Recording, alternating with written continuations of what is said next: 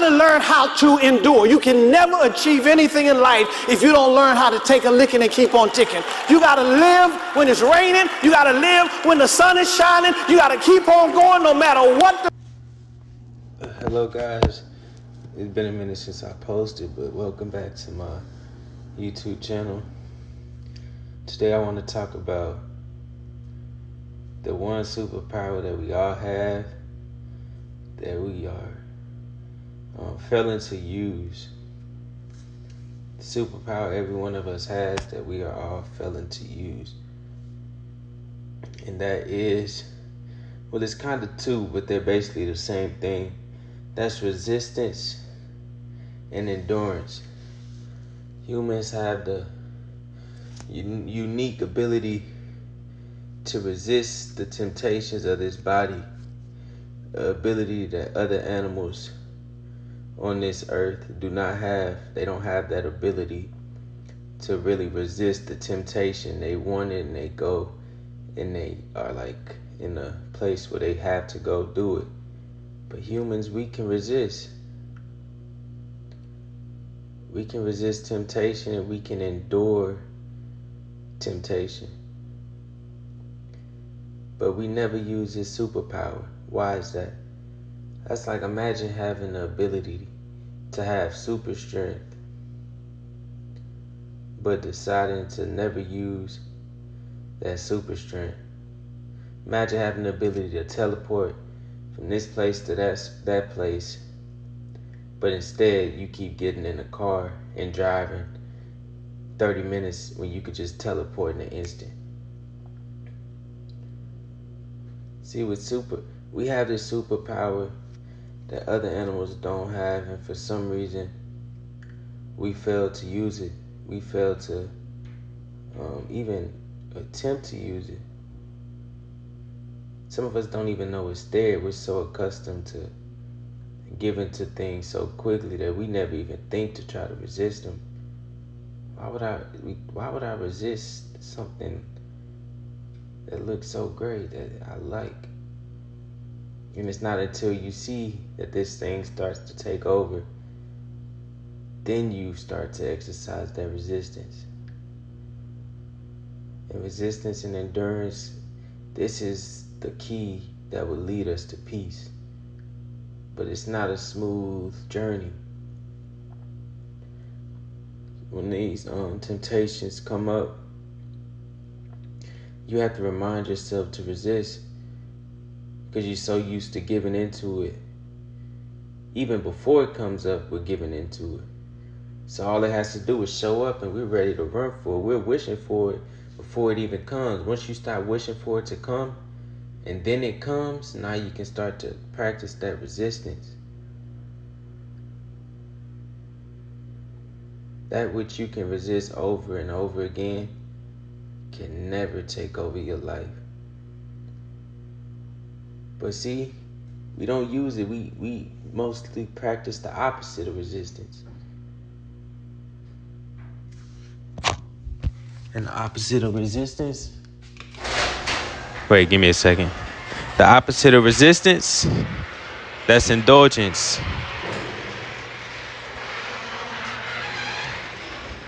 Sorry, y'all. My bad.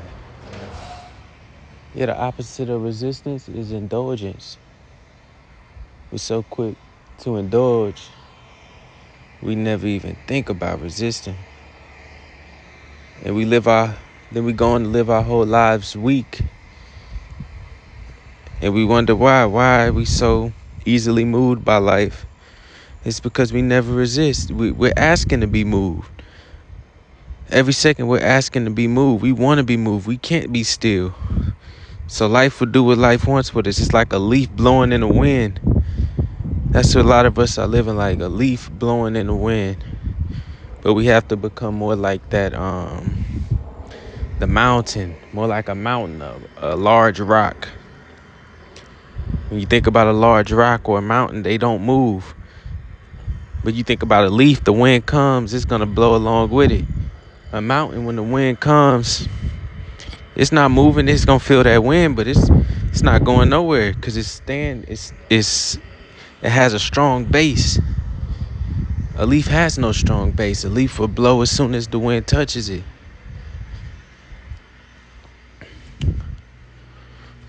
So we need to start using this superpower. I'm telling you now, you didn't know you had it. Now I'm telling you, you have it. So not knowing is no longer an excuse. See, you can't really blame someone for ignorance. Ignorance is simply just not knowing. But once you know something and you still choose, once you know something and you still choose to do the wrong thing and you know it is wrong. See, a lot of us don't know that what we're doing is wrong. We might think that what we're doing is wrong because somebody's told us that. But when you actually know something is wrong, like you know from experience, you know what's right and what is wrong, and you still choose to do what's wrong, that's foolishness. Ignorance is not foolish. It's ignorance. You just don't know. Foolishness is knowing and still choosing the wrong thing. But don't be too harsh on yourself because it is a hard thing to do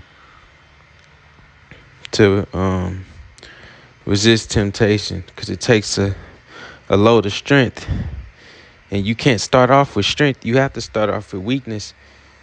It's like before you go to the gym, you go there because you know you're weak, and then you start lifting them weights. And you start getting stronger and stronger and stronger. And it's the same way with resistance. The more you resist, and you resist, and you resist again, and you keep resisting, every time you resist and you don't give in, it may not seem like it, but slowly but surely, you're building that muscle. And you're exercising that superpower till it's so strong that you can't move. Nothing can move you. You got to stop letting yourself be moved by the slightest temptation. You scrolling on Instagram and you see a girl on Instagram and you're moved already. And you think it feels strong, but if you look closer, that's weakness. How are you so quickly moved? And if you look even closer, this is not even in my control. I didn't even choose for this urge to come up when I saw this lady. But it still came up. I had no choice of this.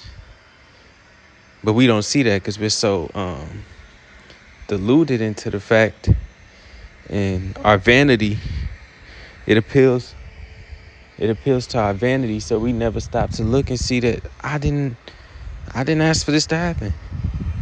I'm walking down the street, I look up and I see a lady that looks nice, and automatically my body just is ready. But I didn't ask for this to happen. This was not my choice. I had no choice in this. So I just want to talk about things that defeat your power of resistance and things that build it. Things that defeat your power of resistance, I'm going to give a list. Constantly scrolling on social media, that defeats your power of resistance. Smoking constantly, that's probably especially nicotine, that's probably the quickest way to defeat your power of resistance. Because once you're defeated in one way, then especially if you have a smoking habit like nicotine, once that has you, then everything else, oh yeah, it has you too. That's the thing with resistance. It works in all areas. You can't choose to resist one thing but give to another. If you choose to resist, you have to choose to resist all things equally.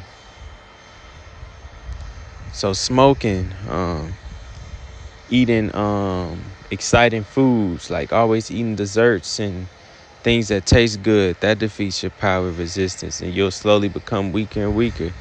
Watching porn will defeat you spiritually. Watching porn will, I don't know how to describe it. It really perplexes me that if you look online on some sites, they really try to give quote unquote good reasons as why you should watch porn. And it baffles me. How can people spread information like this? But I know it's out of ignorance, because they truly do probably believe that it's good for you. But I'm telling you right now, watching that it'll defeat you quicker than anything. It'll bring you to your lowest. It's a spiritual it's a it defeats you spiritually. It slows down any spiritual progress you want to make. That's it for the what the what breaks that power resistance. What builds that power resistance? Self-control. None of us practice it. Self-control is where strength is. If you keep practicing self-control, I promise you, you will become stronger. But you will feel the weakness at the beginning because you haven't practiced it. That's why you feel weak, because you haven't lifted those weights. But once you start practicing self-control and you're able to stand alone eventually, even just for a moment of peace, a moment of clarity, just that moment of clarity, that's all you need to see is that once. And then once you see that moment of clarity once, that'll give you the motivation to keep going. You've seen it. But then again, you see that moment of clarity, and the very next moment your mind's going back in the same direction it's used to, going back to temptation, going back to lust. And you have to use that resistance. Resist, endure it, resist it. And this is how you build strength. You don't give to it, you resist it. So you build that strength up through self-control, meditation, and solitude. Self-control, meditation, and solitude. Give yourself time alone. Stop always clinging to somebody else or something else to make you feel a certain way. Just get used to being alone. Get used to feeling these things. Get used to seeing these fears. Get used to feeling that pain. Get used to feeling that excitement and wanting to go towards something but still sitting right there. Learn to watch these things instead of, because in the moment, it's like we sort of become them. We think that we are them. We think we are these thoughts. We think we are these feelings. We think we are these emotions, this excitement. We think that we are this lust. We identify with it. But when you stop going to it, it's no way you can identify with it anymore, because now you're just watching it. And if you could keep watching it and watch it more and more, you'll want it less and less. You'll see how much lust disrupts your peace, how much sex disrupts your peace, how angry it makes you when you're not in the act of it. We think that we're angry, so I'm going to go get sex and that's going to satisfy my anger, never realizing that the sex caused the anger. And you've been fooled. You're in a trap. You've been bamboozled. You've been bamboozled. So sex offers that pleasure, but at the same time that it offers that pleasure, it touches you with pain. And now instead of dealing with that pain in your head, sex offered me that pleasure, so that's going to get rid of the pain. Not knowing that sex caused the pleasure and the pain. It caused both. So you're bamboozled. You're in a trap. Get out of the trap.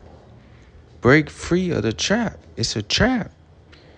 Once you're caught in it, you have to break out, or you live the rest of your life in that trap.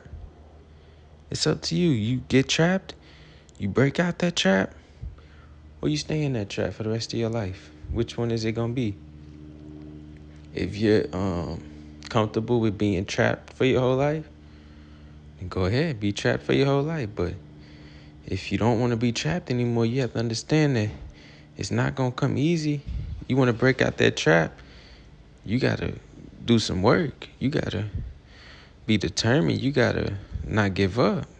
You gotta set your mind that I'm getting out this trap. I see that I'm in the trap now. See, at first you don't see that you're in the trap. You're deluded. But now I see that I'm in the trap.